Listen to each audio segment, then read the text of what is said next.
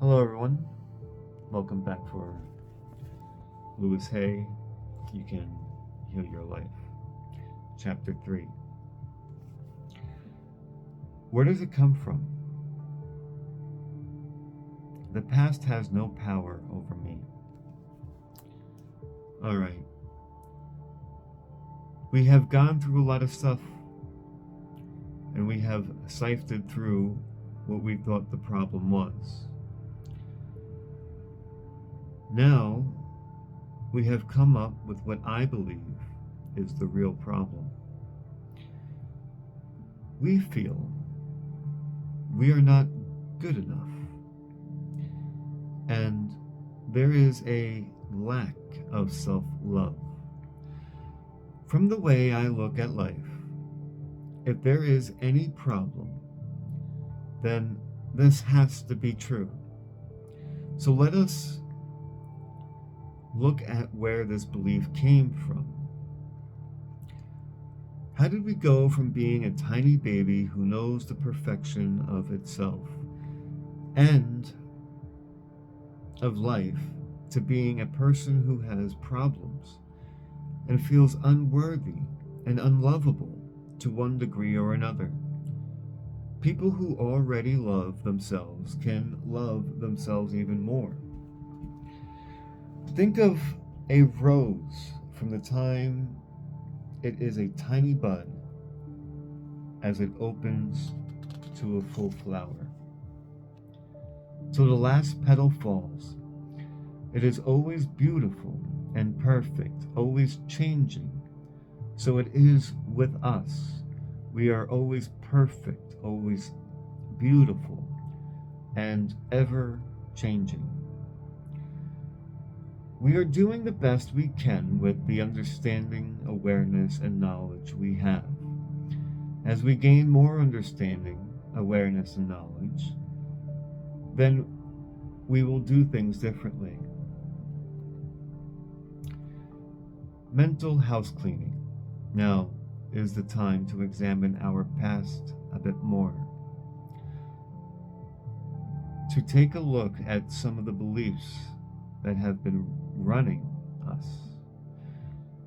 Some people find this part of the cleaning process very painful, but it need not be.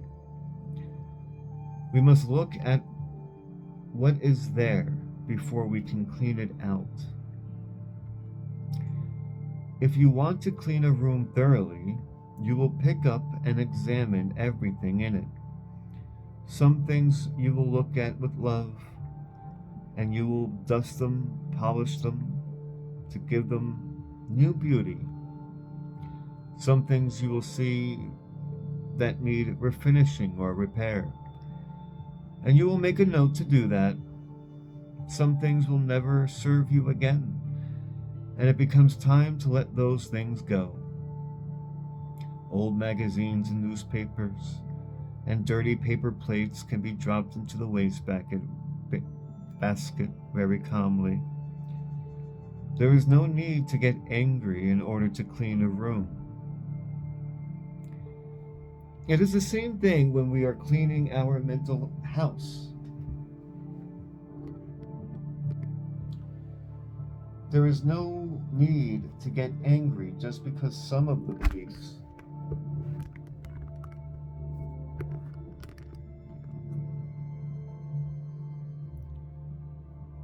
in it are ready to be tossed out. Let them go as easily as you would scrap bits of food into the trash after a meal. Would you really dig into yesterday's garbage to make tonight's meal? Do you dig into old mental garbage to create tomorrow's experiences? If a thought or belief does not serve you, let it go. There is no written law that says that because you once believed something, you have to continue to believe it forever. Let's look at some limiting beliefs and where they came from.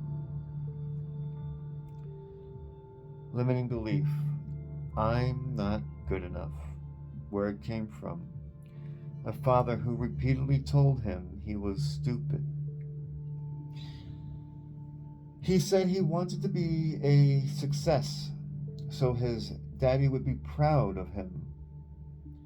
But he was riddled with guilt, which created resentment, and all he could produce was one failure after another.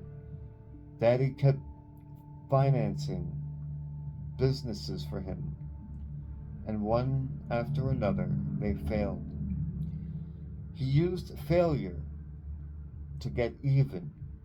He made his daddy pay and pay and pay.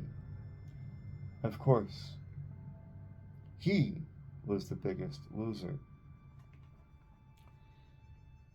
Limiting belief, lack of self love, where it came from. Trying to win daddy's approval.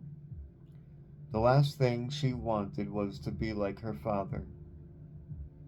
They couldn't agree on anything and were always arguing. She only wanted his approval, but instead all she got was criticism. Her body was full of pains. Her father had exactly the same kind of pains. She did not realize her anger was creating her pains, just as her father's anger was creating pain for him. Limiting belief, life is dangerous. Where it came from, a frightened father. Another client saw life as grim and harsh. It was difficult for her to laugh, and when she did, she would become frightened that something bad would happen. She had been reared with the admonition, don't laugh or they might get you. Limiting belief, I'm not good enough. Where it came from, being abandoned and ignored. It was difficult for him to talk. Silence had become a way of life for him. He had just come off drugs and alcohol and was convinced that he was terrible. I discovered that his mother had died when he was very young, and he'd been reared by an aunt. The aunt seldom spoke, except to give an order, and he was brought up in silence. He even ate alone in silence and stayed quietly in his room day after day. He had a lover who was also a silent man, and they spent most of their time alone in silence. The lover died, and once again he was alone.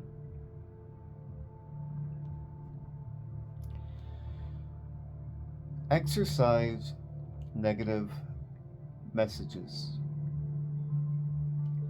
The next exercise we do is to get a large sheet of paper and make a list of all the things your parents said were wrong with you. What were the negative messages you heard? Give yourself enough time to remember as many as you can. A half hour usually works well. What did they say about money? What did they say about your body? What did they say about love and relationships? What did they say about your creative talents? What were the limiting or negative things that they said to you? If you can, just look objectively at these items and say to yourself, so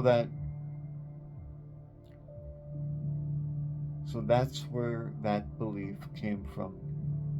Now let's take a new sheet of paper and dig a little deeper.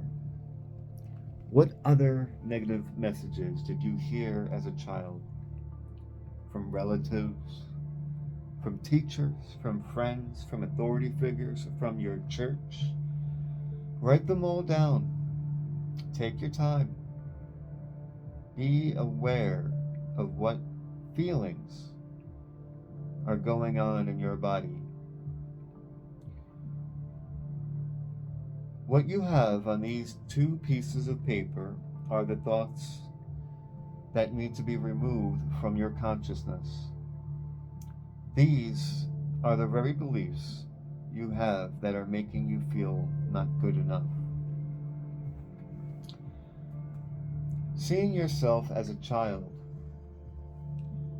If we were to take a 3-year-old child and put her in the middle of the room, and you and I were to start yelling at that child, telling her how stupid she was, how she could never do anything right, how she should do this and shouldn't do that, and look at the mess she made, and maybe hit her a few times, we would end up with a frightened little child who sits docilely in the corner, who tears up the place.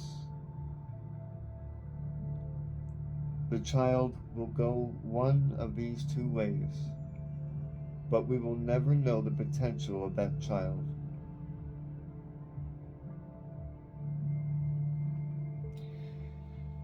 If we take that same little child and tell her how much we love her, how much we care, that we love the way she looks and love how bright and clever she is,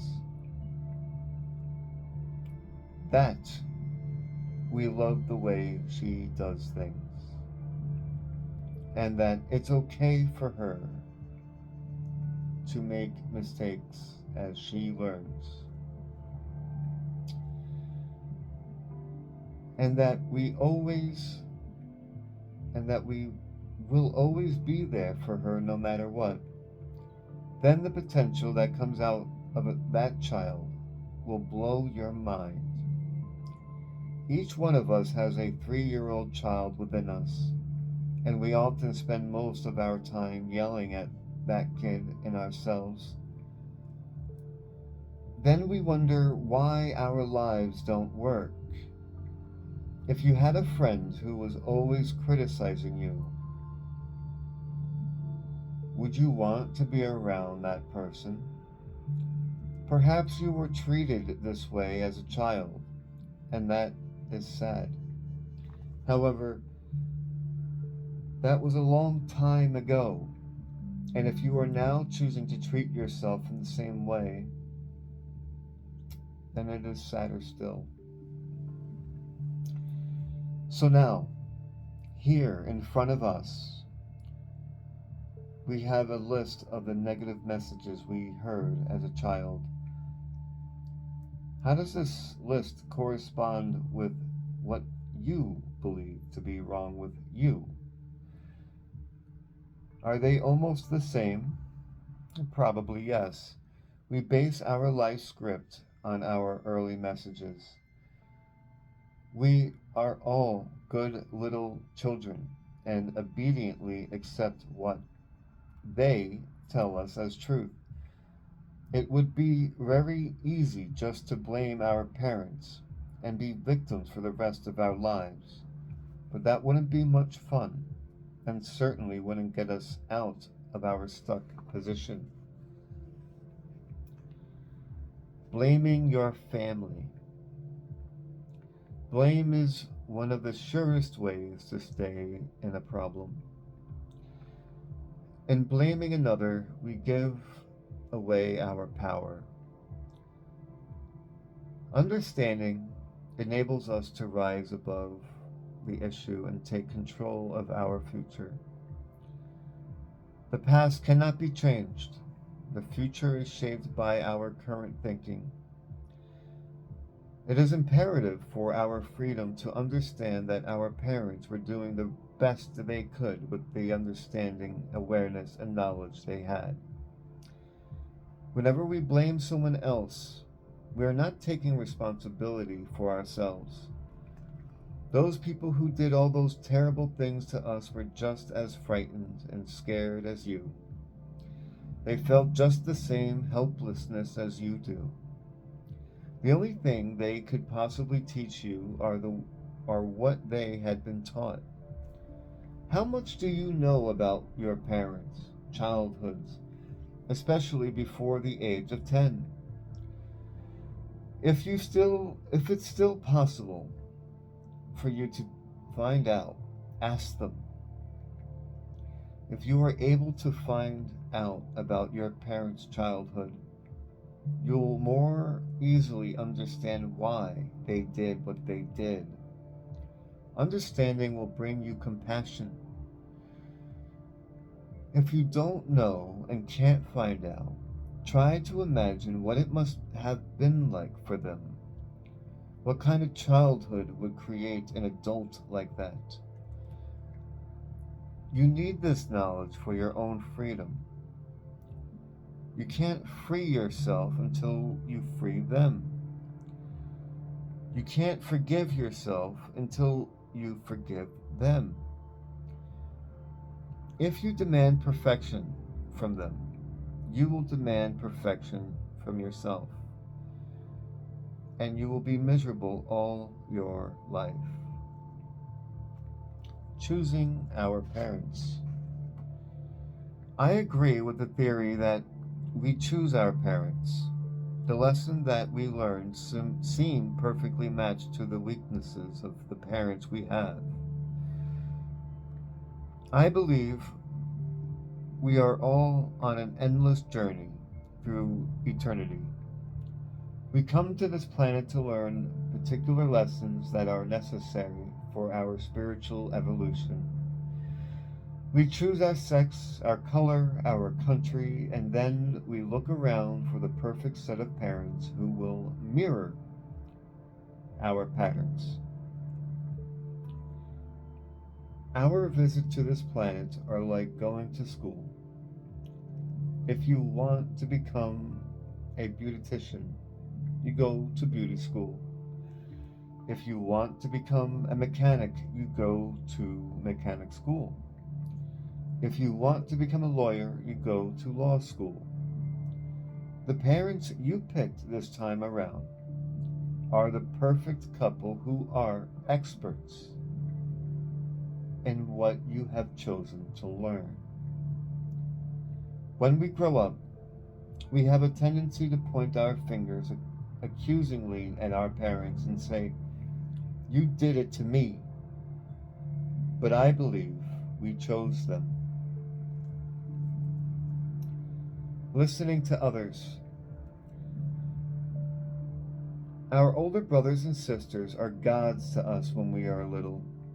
If they were unhappy, they probably took it out on us physically or verbally. They might have said things like, "I'll tell on you," for instilling guilt. "You're just a baby. You can't do that. You're too stupid to play with us." Teachers at school often influence us greatly. In the 5th grade, a teacher told me, empathetically, I was too tall to be a dancer. I believed her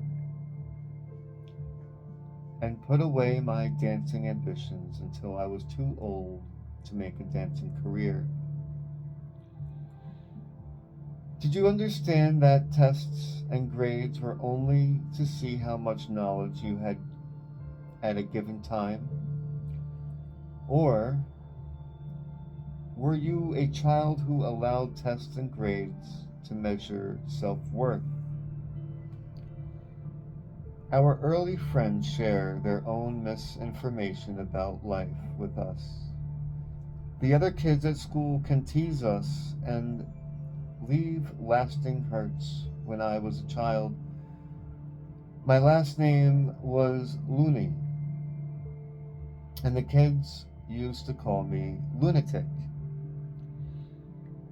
Neighbors also have an influence, not only because of their remarks, but also because we're asked What will the neighbors think?